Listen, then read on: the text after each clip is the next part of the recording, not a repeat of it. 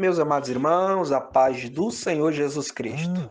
Eu, Tiago Rosas, administrador da página EBD Inteligente, mais uma vez aqui para tecer alguns comentários acerca da lição de número 10 da revista de adultos desse segundo trimestre de 2020, da editora CPAD. O tema geral do nosso trimestre é a Igreja Eleita, redimida pelo sangue de Cristo e selada com o Espírito Santo da promessa. Neste domingo, 7 de junho, nós estaremos estudando a lição que traz por título A Intercessão pelos Efésios.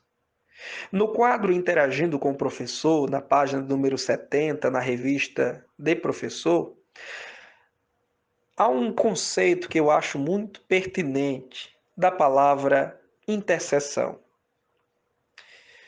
No meio do texto está dito o seguinte: a oração intercessória está baseada no amor que temos uns pelos outros. Quando isso é uma realidade, a tristeza do irmão nos toca. As dificuldades deles tomam o nosso coração e assim nos colocamos diante de Deus para apresentar as suas causas àquele que tudo pode. Duas palavras aqui são importantes para entendermos intercessão. Amor e empatia constituem a base da oração intercessória, porque a oração intercessória é aquela que fazemos em favor de outra pessoa e não de nós mesmos.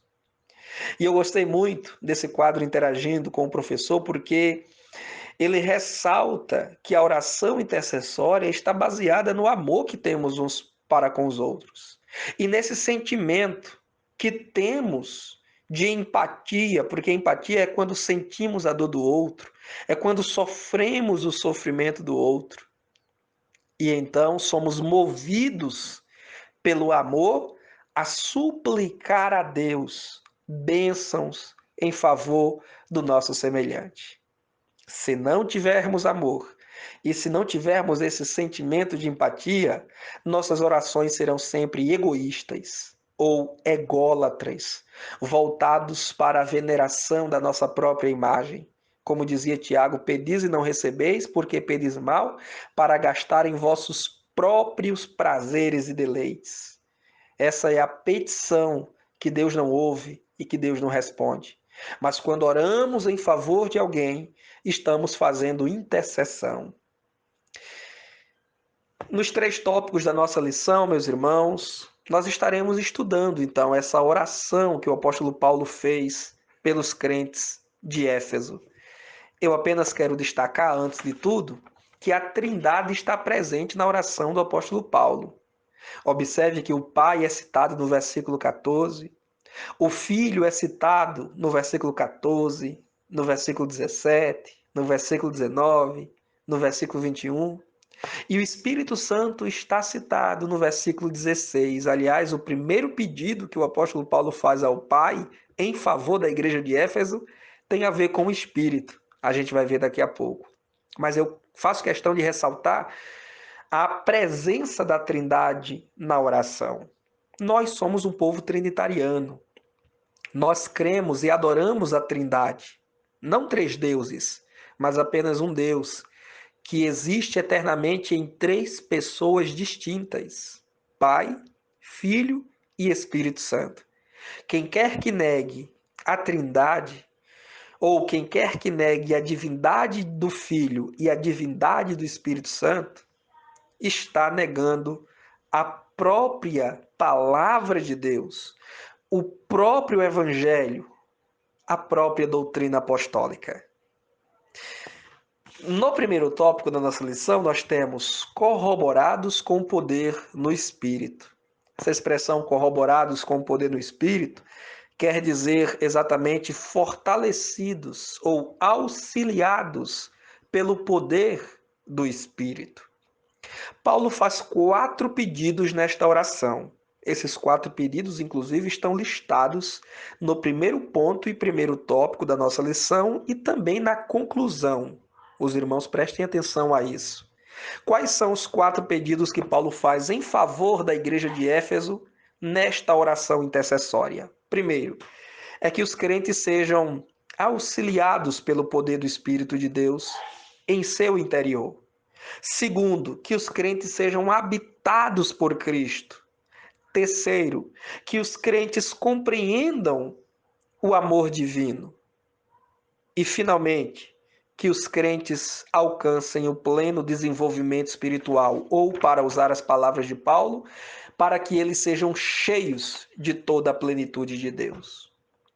Neste primeiro tópico, eu ainda quero destacar, meus irmãos, este pedido de Paulo para que os crentes sejam habitados por Cristo. Primeiro, fortalecidos no Espírito, pelo poder no Espírito, o poder para o progresso na caminhada cristã, o progresso, a força que nós precisamos para a jornada com Cristo, para enfrentarmos as tribulações diárias. Mas esse ser habitado por Cristo, ele é muito interessante. Por que que Paulo pede a Deus o Pai para que os crentes sejam habitados por Cristo, se Cristo já habita em nós desde o momento da nossa conversão? É que essa expressão, habitados por Cristo, no texto original grego, não dá ideia exatamente de Cristo vir morar, mas de Cristo apropriar-se totalmente da casa que já é sua e acomodar-se nela. O que Paulo está dizendo não é eu oro para que Cristo venha morar em vocês, porque Cristo já mora na igreja. A igreja já é templo de Cristo. Paulo está dizendo eu oro para que Cristo se aproprie, tome conta de cada espaço, de cada cômodo desta casa espiritual que são vocês.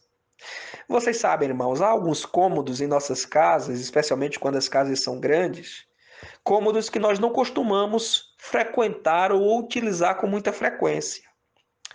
É o pai que não frequenta muito o quarto do filho, é o filho que não se sente à vontade para entrar no quarto do pai, é o quintal ou a varanda da casa que não são muito frequentados, muito visitados.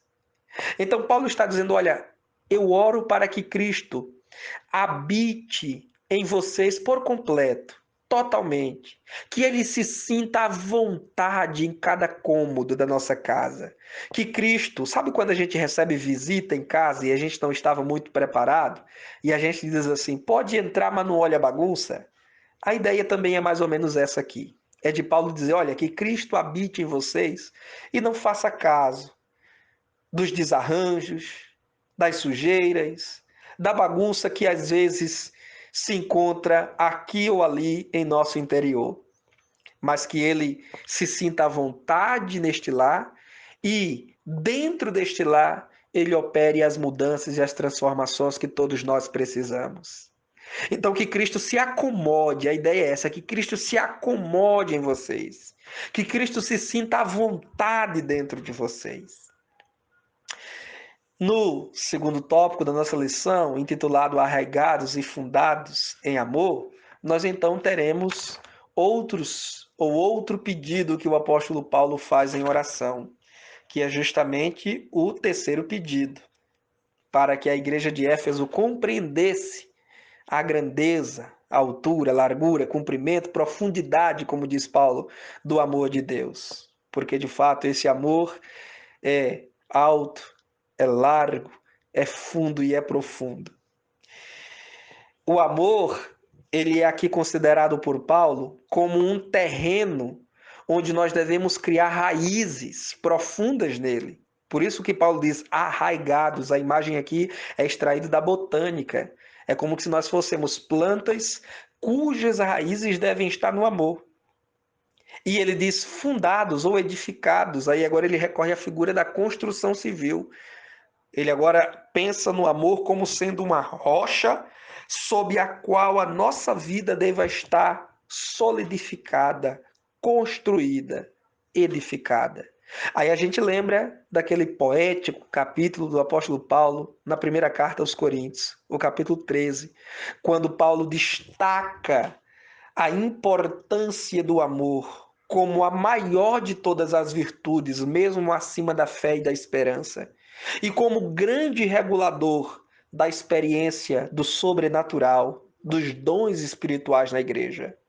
De tal modo, o amor deve ser este terreno em que criamos raízes e esta rocha em que a nossa casa está edificada, que lá na primeira carta aos Coríntios, capítulo 13, Paulo diz que sem o amor, nada vale, nada importa, nada interessa. Nos capítulos 1 e 2 da carta aos Efésios, Paulo falou do mistério que é a igreja, agora revelado. Esta unidade entre gentios e judeus convertidos a Cristo, que é o cabeça do seu corpo, que somos nós, a igreja. Agora, Paulo fala do amor, porque sem o amor, a unidade é impossível. Veja, por exemplo, a nossa sociedade marcada pelos preconceitos, pela violência racial e social, ricos contra pobres, pobres contra ricos, essa luta de classes pregada pelo marxismo cultural. Veja agora, após a morte do George Floyd nos Estados Unidos da América, os Estados Unidos e o mundo se comoveu com aquele homem negro que foi pisado ali e morto por um policial norte-americano. Não se questiona se foi por motivação racial ou não, enfim, mas o fato é que o preconceito racial é uma realidade não só dos Estados Unidos da América, o que é histórico lá, mas também no Brasil e no mundo. Somente o amor de Deus pode vencer esses sentimentos de discriminação e de preconceito. E é o que Paulo está dizendo: olha, eu quero que vocês compreendam a grandeza do amor de Deus para com vocês. Vocês que outrora eram chamados incircuncisos, vocês que outrora estavam fora do pacto de Deus com Israel, vocês que outrora eram estrangeiros, eram forasteiros, vocês, agora, eu peço ao Pai que vocês entendam a grandeza do amor que Ele tem para com vocês, trazendo vocês para perto, colocando vocês dentro de um mesmo corpo com os judeus, debaixo das mesmas promessas, de uma mesma aliança, fazendo vocês co-herdeiro com Cristo. De fato, meus irmãos, o amor de Deus é muito grande para com a igreja. Deus não odeia a igreja, Deus ama a igreja. O próprio Jesus disse aos seus discípulos no Evangelho de João, capítulo 16, versículo 27, o Pai vos ama. Quando nós compreendemos o amor que Deus tem por nós e pelos nossos irmãos, então aí nós passamos a retribuir também com amor a Deus e a tratar com igual amor os nossos irmãos em Cristo Jesus. O grande amor de Deus para com os gentios foi o assunto de que Paulo falou no capítulo 2. E agora ele retoma da mesma forma no versículo 1, quando ele diz: por esta causa eu me ponho de joelhos. No versículo 1, Paulo disse por esta causa, ou por causa disso. Né? Aí no versículo 14 ele diz, por causa disso o quê? De tudo que ele falou no capítulo 1 e no capítulo 2, que foi justamente esse plano maravilhoso traçado desde antes da fundação do mundo para com a humanidade inteira, não apenas para com o povo de Israel. No terceiro e último tópico da nossa lição, nós temos a bênção que excede o pensamento humano. Paulo diz que Deus é poderoso para fazer infinitamente mais, no versículo 20, infinitamente mais, abundante, além daquilo que pedimos ou pensamos, segundo o poder que opera em nós. Aí eu gostei do que disse o comentarista William MacDonald. Visto que Deus é infinitamente rico em glória, os crentes podem se preparar para um autêntico dilúvio de bênçãos. Por que pedimos tão pouco a um rei tão grande? Disse William MacDonald. Nós devemos estar preparados para um dilúvio de bênçãos, porque Deus pode nos dar muito mais além do que pedimos ou pensamos. Logo, nós não devemos nos acanhar, nos intimidar, de nos dirigirmos a Deus pedindo coisas grandiosas a um Deus que é grandioso. Eu apenas ainda também destaco aos irmãos que esses pedidos grandiosos devem ser, antes e acima de tudo, espirituais e não materiais. Aliás, essa oração de Paulo nos ensina muito sobre a importância das bênçãos espirituais acima das bênçãos materiais. Não é errado pedir o pão nosso de cada dia, Jesus já nos ensinou a pedir. Não é errado pedir alguma providência para uma necessidade física ou material, pedir uma cura, pedir uma porta de emprego, uma solução de uma causa na justiça. Não é errado. Entretanto, devemos considerar que mais investimentos devemos fazer diante de Deus por aquilo que é duradouro, por aquilo que é eterno, por aquilo que é espiritual. Observem que nos 4 pedidos que Paulo faz a Deus pelos crentes efésios, nenhum é exatamente de valor material, todos de valor espiritual, de valor eterno. Poder do Espírito Santo, Cristo habitando nos crentes, compreensão da grandeza do amor divino e maturidade, crescimento, desenvolvimento espiritual. Que nós aprendamos então com essa oração do apóstolo Paulo a valorizar mais as coisas espirituais, as coisas que têm repercussões no mundo espiritual e na eternidade, acima das necessidades físicas e materiais que são efêmeras, passageiras, de curta duração. No segundo ponto desse terceiro tópico diz o convite para a adoração, porque Paulo, de fato, né, ele está dizendo no versículo 21, a esse, ou seja, esse que é poderoso para fazer muito mais do que pedimos ou pensamos, a esse seja glória na igreja, por Jesus Cristo, em todas as gerações e para todo o sempre. É interessante sobre o convite para adoração, nós voltarmos ao versículo 14, porque Paulo diz, por causa disso me ponho de joelhos diante do Pai. Desde o primeiro versículo, essa postura física de Paulo já aponta para a adoração. Os judeus e também os primeiros cristãos, eles tinham por hábito orar em pé. A oração de pé, ela era a oração mais costumeira entre os crentes nos tempos bíblicos. Quando se punha de joelhos, com a cara no pó, este era um sinal de grande contrição, de grande humilhação, como um servo que se prostra diante do seu Senhor, para suplicar algo porque ele anseia muito, pela qual ele deseja muito. A postura de Paulo ao se ajoelhar em oração, então já demonstra a sua adoração para com Deus e também a ansiedade, o grande desejo de sua alma de ver acontecer aquilo que ele está pedindo ao Pai. Ou seja, não é uma oração desinteressada.